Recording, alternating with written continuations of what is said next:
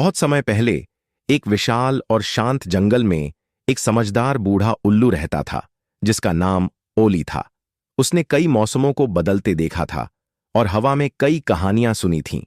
ओली को जंगल में सबसे समझदार जीव माना जाता था और पूरे जंगल के जानवर उसे अपनी परेशानियां और सवाल पूछने के लिए आते थे।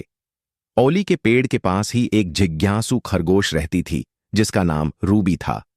रूबी बहुत ही उत्साही और दुनिया के बारे में हर छोटी बड़ी बात जानने के लिए हमेशा तैयार रहती थी।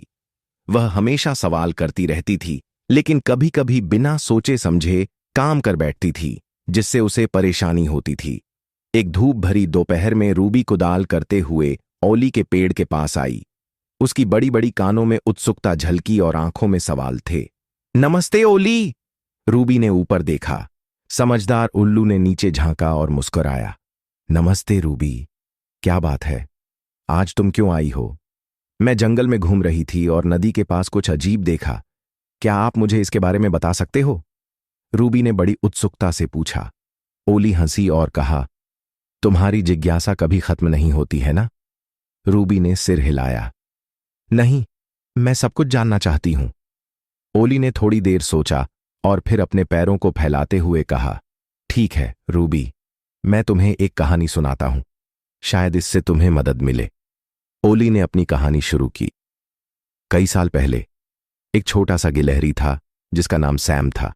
सैम भी तुम जैसी ही जिज्ञासु था और हमेशा कुछ नया खोजने की कोशिश करता रहता था। एक दिन नदी के पास घूमते हुए उसने पानी में कुछ चमकता हुआ देखा। वह ऐसा ही आकर्षित हुआ और उस चमकीली चीज को छूने के लिए पानी में कूद पड़ा। वह क्या था? रूबी ने पूछा। ओली ने जवाब दिया, वह एक खूबसूरत चमकता हुआ पत्थर था। लेकिन सैम ने देखा नहीं कि नदी का पानी तेजी से बहने लगा था। वह पत्थर को छूने के लिए इतना मग्न था कि उसे इस बात का ध्यान नहीं आया कि पानी उसे बहा सकता था।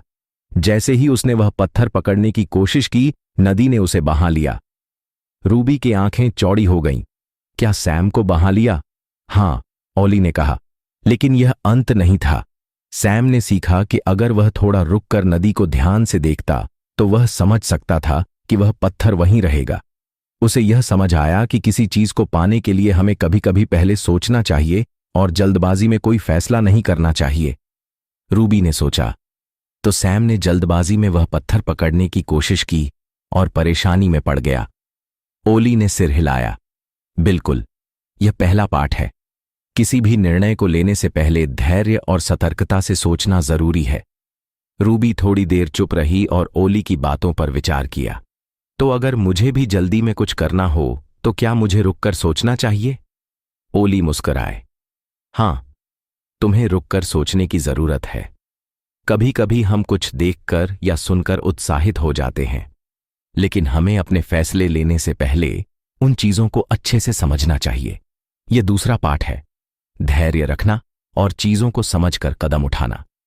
रूबी ने सिर हिलाया।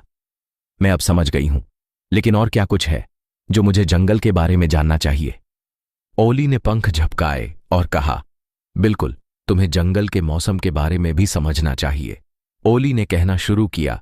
बहुत समय पहले एक युवा हिरण था जिसका नाम डेजी था। डेजी भी तुम्हारी तरह बहुत जल्दी जल्दी काम करना चाहती थी। एक साल वह बहुत परेशान हो गई थी जब पेड़ अपने फल नहीं दे रहे थे। उसे लगा कि जंगल बहुत धीमा है और सब कुछ बहुत देर से हो रहा है। रूबी ने सिर झुकाया। क्या ऐसा हो सकता है? ओली ने कहा। हां, डेजी ने सोचा कि अगर वह जल्दी से फल मिले तो अच्छा होगा। उसने जंगल की बुजुर्ग भालू ग्रैनी बीरी से पूछा, जंगल इतना धीमा क्यों है? पेड़ तुरंत फल क्यों नहीं देते? ग्रैनी बीरी ने गहरी आवाज में जवाब दिया, धैर्य रखो प्यारी, जंगल की गति को समझो। हर चीज का अपना समय होता है। सूरज अपनी जगह पर समय से उगता है और बारिश भी जब सही समय आता है तब गिरती है। रूबी ने समझा, इसका मतलब है कि कुछ चीजें समय लेती हैं और हमें धैर्य रखना चाहिए। ओली मुस्कुराए। हां, यही दूसरा पाठ है, समय की गति को समझो। हर चीज का अपना समय होता है और हमें उसे जल्दी करने की कोशिश नहीं करनी चाहिए। रूबी ने उत्साह से कहा, मैं अब तैयार हूं ओली, मैं नदी को फिर से देखूंगी लेकिन इस बार धैर्य और समझदारी से काम करूंगी। ओली ने सिर झुकाया। बहुत अच्छा, लेकिन याद रखना, जीवन में हमेशा कई रास्ते होते हैं और हर रास्ता सीधा नहीं होता। कभी कभी हमें यह समझने की जरूरत होती है कि क्या जो दिख रहा है वह सही है या नहीं। रूबी मुस्कुराई और चलने लगी। धन्यवाद ओली, मैं अब समझदारी से कदम उठाऊंगी। लेकिन चलते चलते रूबी ने एक सवाल पूछा। ओली, अगर मैं गलती कर दूं तो? ओली हंसी और कहा, गलतियां भी सीखने का एक हिस्सा हैं। अगर तुम गलती करती हो तो उससे निराश मत हो। सबसे जरूरी बात यह है कि तुम उसे समझो और फिर से कोशिश करो। रूबी खुशी खुशी जंगल की ओर चली गई, अब कुछ ज्यादा समझदार और धैर्यवान। वह जानती थी कि अब वह अपने फैसलों में सही तरीके से सोचने वाली है। ओली अपने पेड़ पर आराम से बैठा था और जंगल के जीवन को देख रहा था। उसे पूरा यकीन था कि अब रूबी अपने रास्ते पर सही कदम उठाएगी और इस तरह जंगल में समय समय पर धैर्य और समझदारी की कहानियां सुनाई जाती थीं और जानवर धीरे धीरे और समझदार बनते गए। कहानी का संदेश: कभी कभी हमें जल्दबाजी में फैसले नहीं लेने चाहिए।